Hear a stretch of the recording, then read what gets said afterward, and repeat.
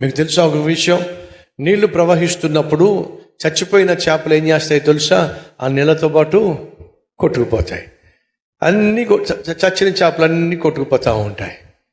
కానీ బ్రతికున్న చేపలు మాత్రం నీటి ప్రవాహంలో కొట్టుకుపోవు. మరి ఏం చేస్తాయి చెప్పండి? నీటికి ఎదురు ఈదుతాయి.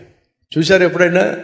నీటికి కాలువలు చూడండి, ఆ కాలువల్లో చేపలు ఉంటాయి చూడండి.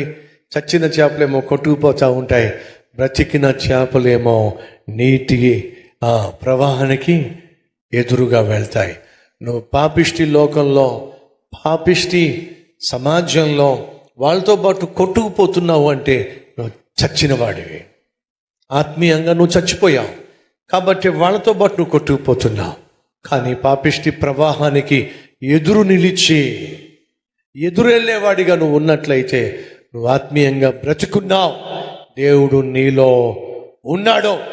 ఎవరైతే ఆత్మీయంగా బ్రతికి ఉండి పాపిష్టి సమాజంలో పరిశుద్ధతను కాపాడుకుంటూ ఎదురు వెళ్తాడో వాడినే దేవుడు ఏర్పరచుకుంటాడు. ఆ వ్యక్తి ద్వారానే, ఆమె ద్వారానే దేవుడు అనేక మందిని ఆశీర్వదిస్తాడు.